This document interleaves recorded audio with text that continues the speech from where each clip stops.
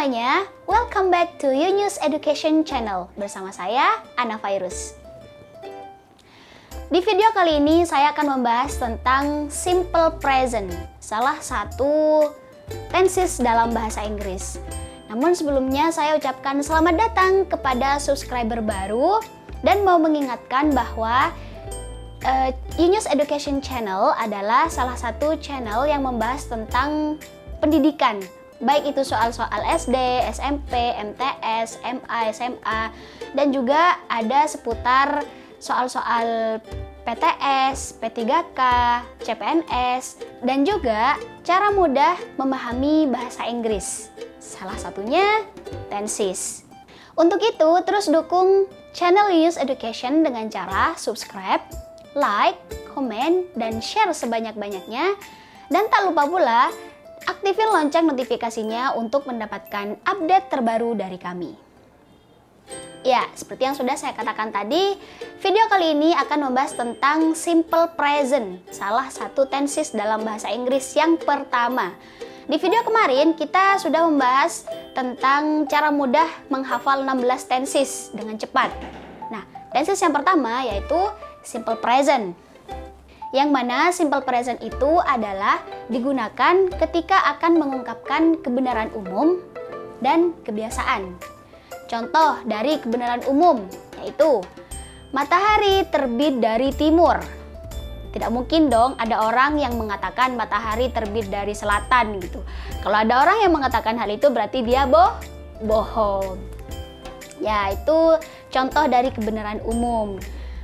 Kurang contoh lagi, misal seperti langit berwarna biru atau juga laut berwarna biru. Kalau ada orang yang mengatakan laut itu berwarna hijau, berarti semua orang sepakat bahwa orang itu bohong. Ya. Dan juga digunakan untuk mengungkapkan suatu kebiasaan seperti setiap pagi saya sarapan, setiap pagi saya berangkat ke sekolah, setiap pagi saya berangkat kerja, dan lain-lainnya. Simple present itu dibagi menjadi dua, yaitu verbal dan nominal. Apa itu verbal? Verbal adalah kata kerja. Sedangkan nominal itu ketika mengungkapkan adjektif atau kata sifat, noun atau kata benda, adverb, keterangan. Biasanya disingkat dengan ANA untuk lebih mudah. A, adjektif, and noun, adverb, A. Jadi ANA. Nah, video kali ini kita membahas tentang verbalnya dulu ya. Karena ketika kita menggunakan simple present nih ya, untuk kebenaran umum, tidak mungkin hanya digunakan ketika kata kerja saja. Bisa juga seperti kamu cantik atau kamu pintar. Pintar adalah kata apa? Kata sifat. Nah, masuk ke adjektif. Jadi masuk ke nominal gitu. Bagaimana cara menggunakan simple present dalam verbal? Ada rumusnya. Rumusnya sudah saya tulis. Yaitu untuk kalimat positif, subjek plus verb 1, S atau ES plus objek. Jika ada yang bertanya, ini S atau ES ini apa sih fungsinya? Nanti akan saya jelaskan setelah penjelasan rumus. Atau mungkin juga ada yang bertanya, kok bisa sih ada plus, minus, atau pertanyaan di sini? Nah, dalam bahasa Inggris itu kalimat itu dibagi menjadi 3. Kalimat positif, kalimat negatif, dan kalimat interrogatif. Kalimat positif yaitu kalimat yang tidak ada tidaknya. Sedangkan kalimat negatif itu yang ada tidaknya. Dan kalimat interrogatif adalah kalimat tanya.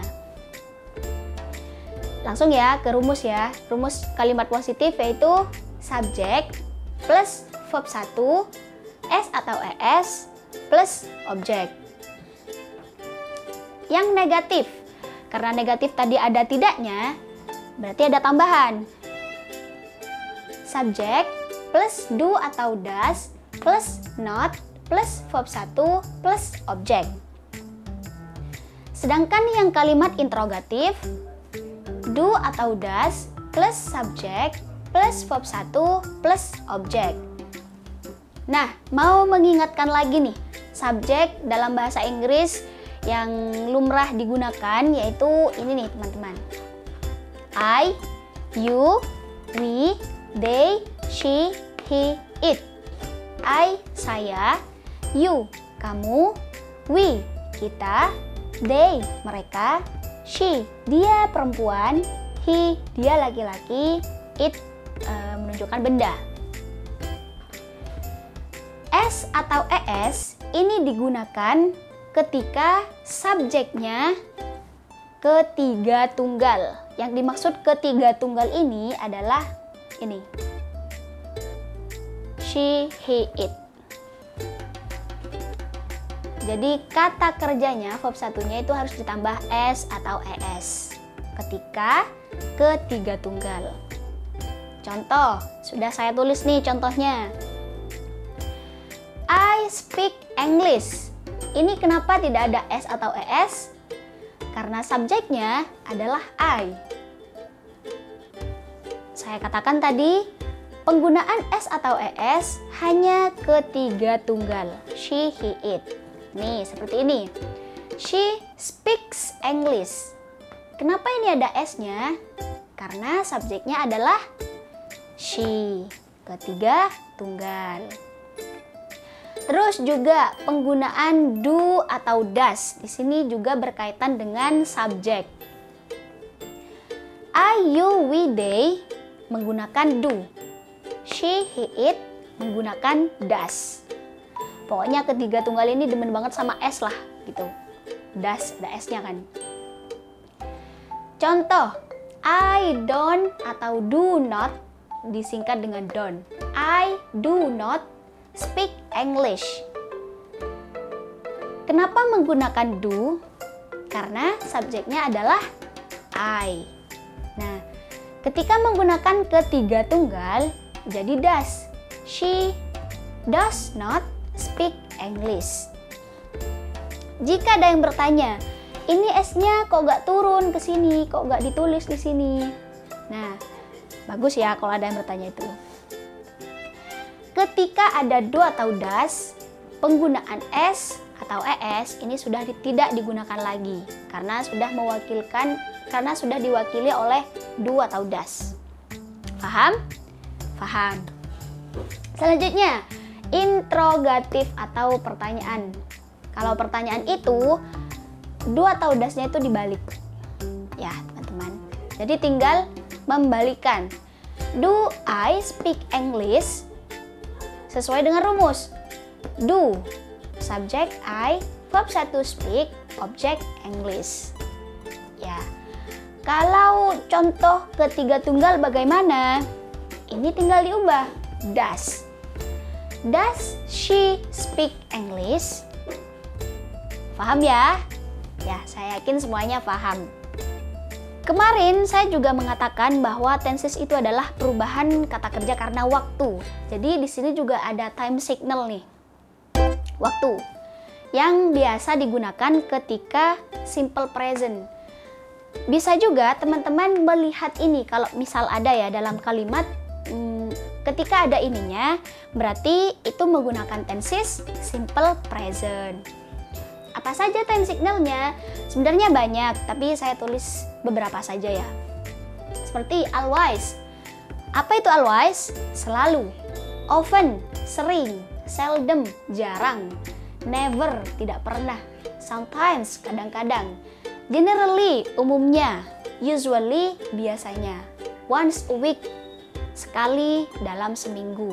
Itu biasanya digunakan ketika menggunakan simple present. Untuk nominalnya akan kami jelaskan di video selanjutnya. Jadi teman-teman, kalau misal ada pertanyaan bisa tulis di kolom komentar ya. Itu saja sih dari kami. Terima kasih sudah menonton hingga akhir.